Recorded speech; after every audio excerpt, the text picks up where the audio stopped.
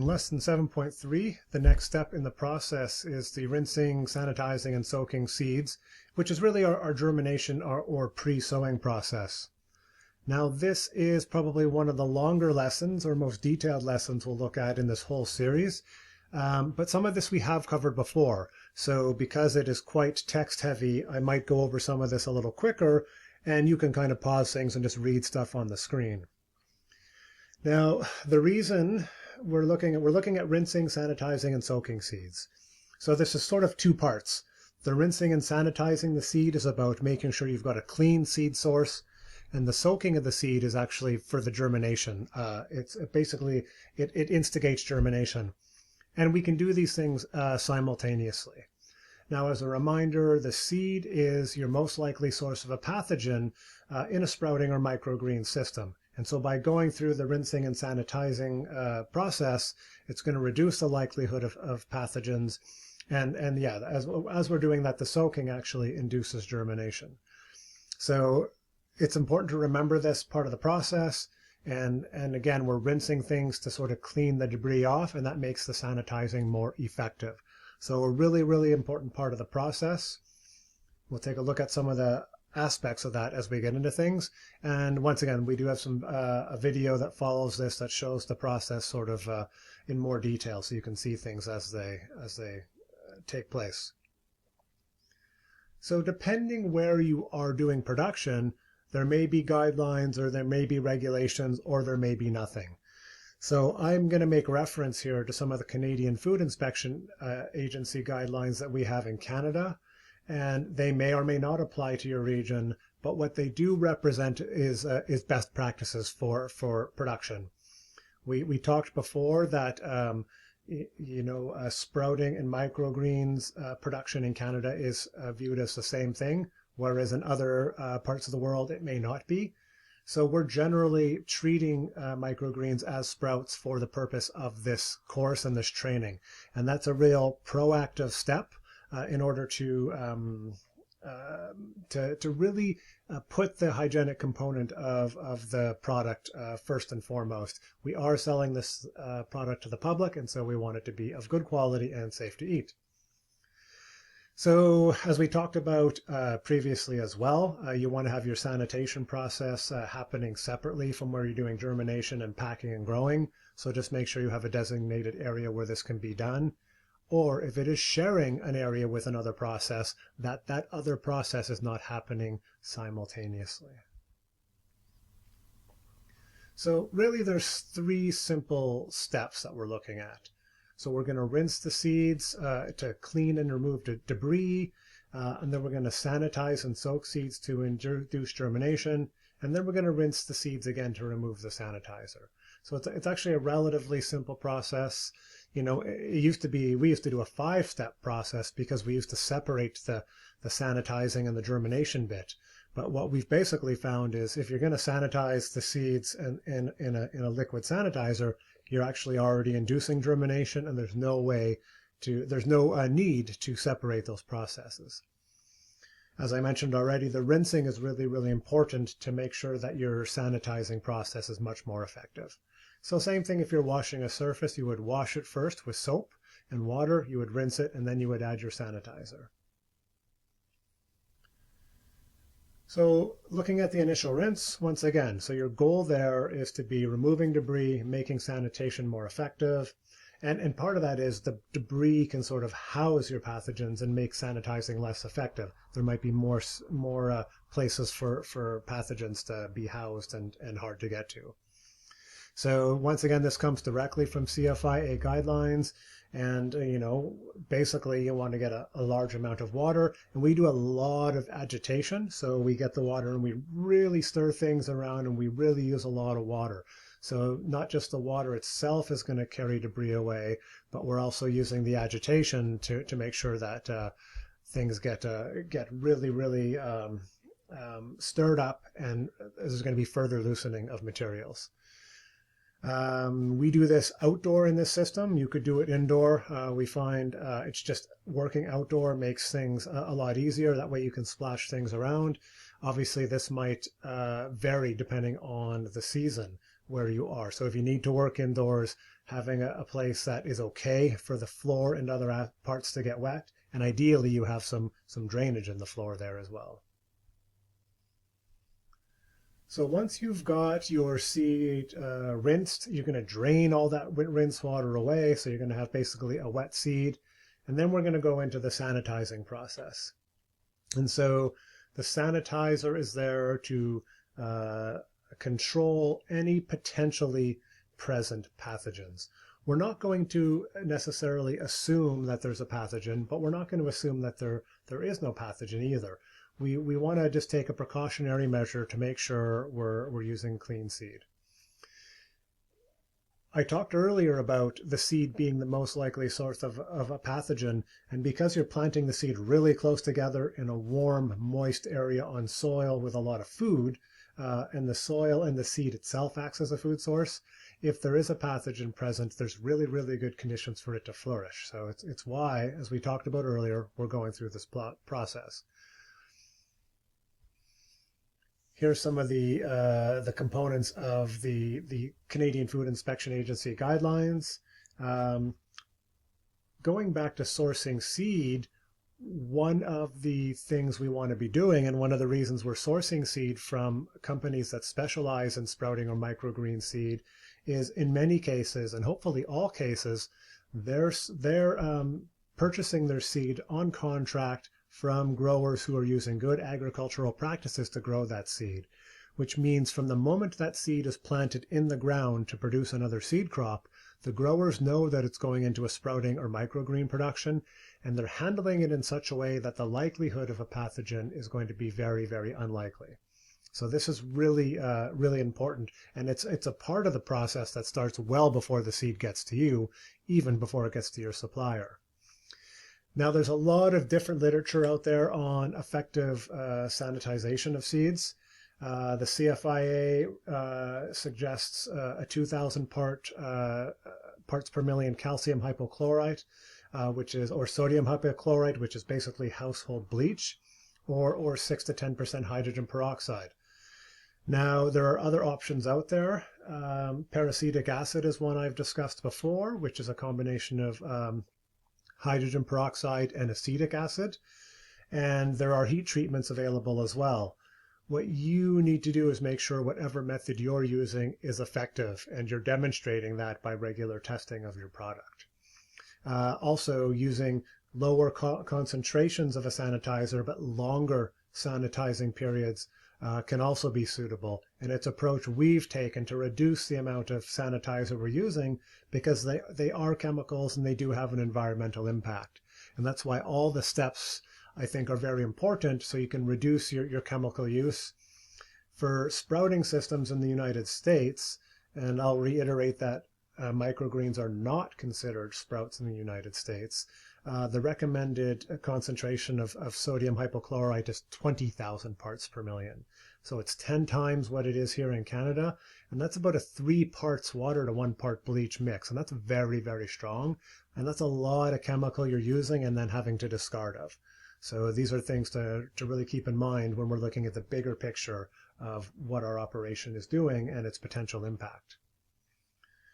So sanitizing seed, and it's included in the workshop, we know how much sanitizer to use because it's relative to the amount of seed you're using. And so we just have a chart up there that has all the calculations if we're using bleach or we're using Sanidate, which is the peracetic acid. So we don't have to do a calculation with each sowing. We know how many trays we're sowing. We know how much seed that requires for each crop. And so the calculation is really easy, and we can just look it up on a chart. This is covered in the video, so I'm not going to go into too much detail about all the little steps. A big part here is doing the stirring to mix things up really well, and then the amount of time you are doing the sanitizing for. Once the sanitizing is done, you're going to drain that and move on to your secondary rinse stage. So we'll get to that momentarily here. So here I just mentioned some of the concentrations here and what this looks like.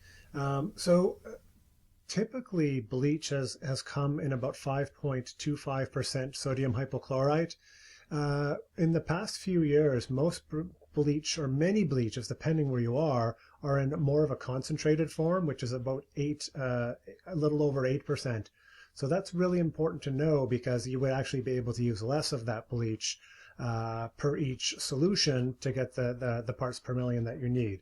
So that's something to really check with your product to make sure you're not using too much or too little.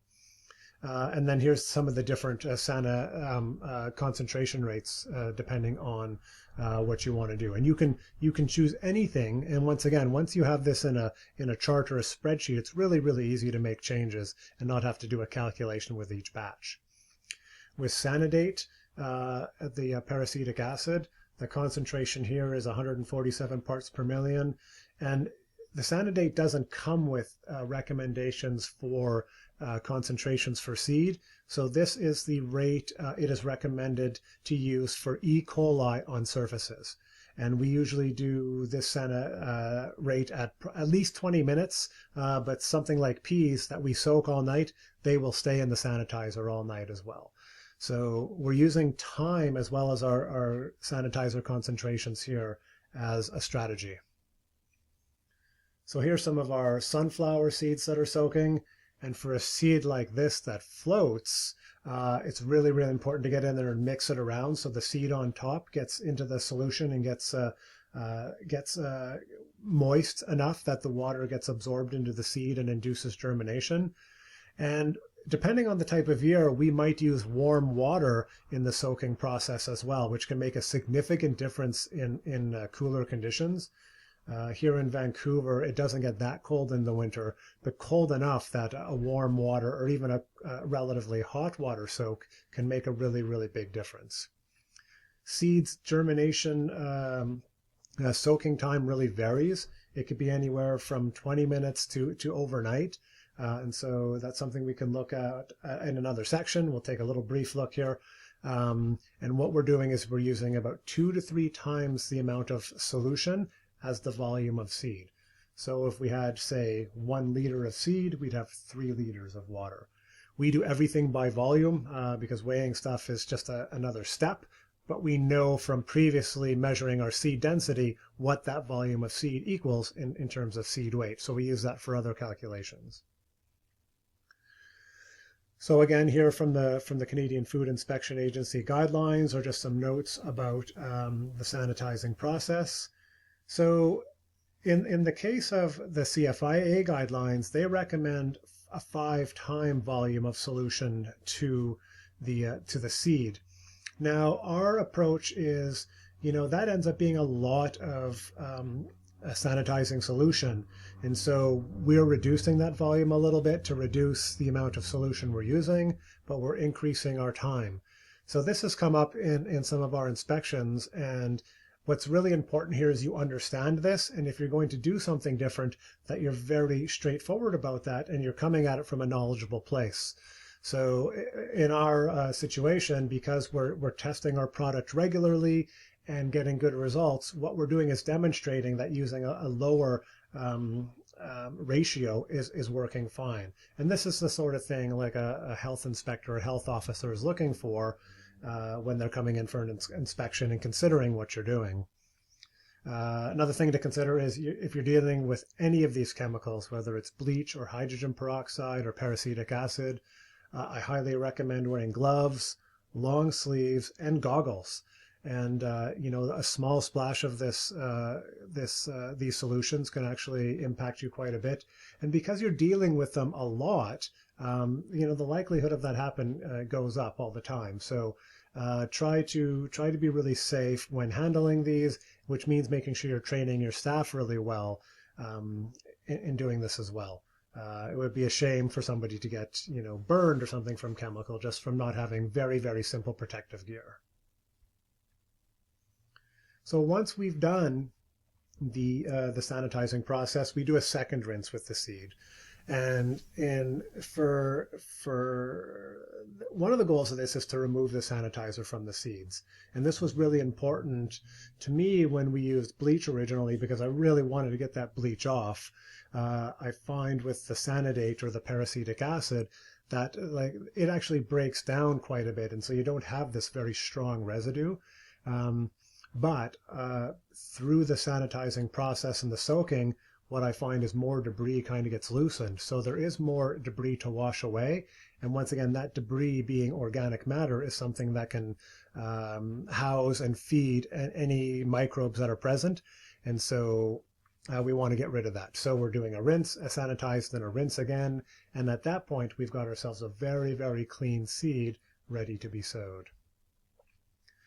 So the process we're talking about there applies to both large-seeded and small-seeded crops. But with small-seeded crops, they're much more easily sowed when they're dry because they're it's really effective to sprinkle them over the soil.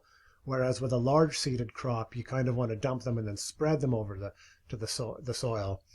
So let's look at two options here for dealing with small-seeded crops that people use, and there's different variations on it.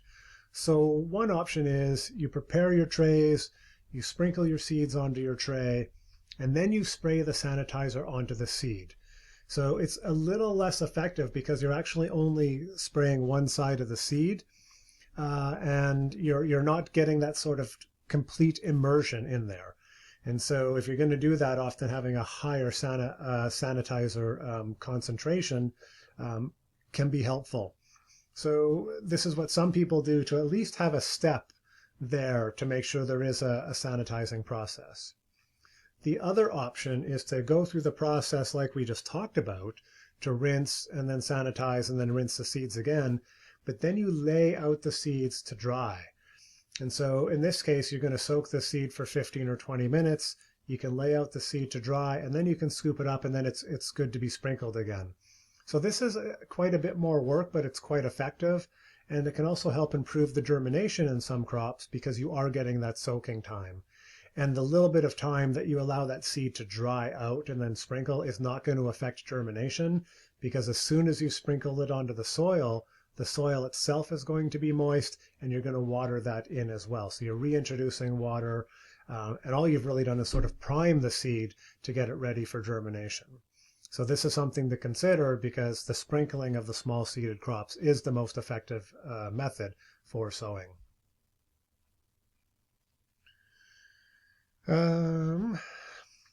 So when you soak seeds, they expand. And so when I give a sowing rate, it's basically the sowing rate of dry seed. And then when you soak that seed, it's going to expand, and so your soaking rate versus your sowing rate is going to change.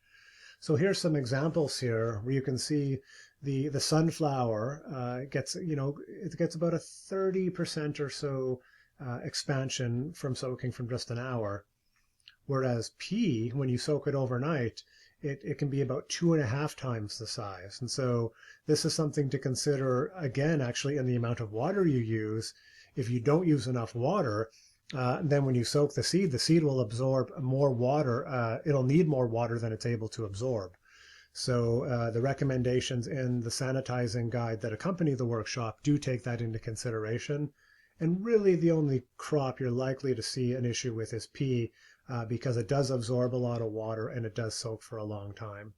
And then something like wheatgrass, you can see it's about a 20% expansion. And once again, the expansion will actually vary with the type of seed you're using and the soak time. So this is something to keep in mind when you come to the sowing. You're not actually sowing with wheatgrass 250 milliliters per tray. You're sowing 300 from the 250 you've soaked. So hopefully that isn't too confusing there. This will become very obvious once you've done it a few times. So one of the questions is, how much seed do you soak and sow per tray? And as you might imagine, to a degree, the more seed you sow, the more yield you're going to get. And I'm showing this graph here because it's from some early research I did, where you can clearly see that as your planting density goes up, your yield goes up until a certain point. And then what happens is your yield, especially relative to the amount of seed you're planting, starts to go down. And this is because you're creating too much of a competitive environment, and it makes it difficult for seeds to root into the soil. And when they are rooting in, there's not enough space for them to get good rooting and good growth. And so your yield goes down. So this is one of the reasons it's really good to do trials to determine that sowing rate. And generally your sowing rate, once you've figured it out, will be fairly consistent, but it's good to do some checks on every new batch of seed you bring in. And I especially advise this with sunflower, where there does seem to be a lot of variability in the quality of seed. So we do have some soaking rates in the sowing and soaking rates in the workshop. But here, as an example, and this is actually from some home production I've done recently, is, we're seeding 110 rates, 110 grams of sunflower in this case, and our yield is 500 grams. So we get a seed to shoot ratio of 4.5. But here, when my seeding rate goes up to 150, my seed to shoot ratio goes down to 4.1. So I'm getting more yield, but I'm getting less yield per seed. So you need to decide what's more important for you, the efficiency of your seed or the amount of yield you're going to get out of each unit of growing area. So this is the end of this section, and this is probably a good time to take a break because it's a lot of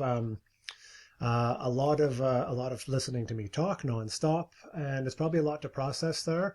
We do have a seeding rate sheet there with the workshop, so we haven't gone into it here.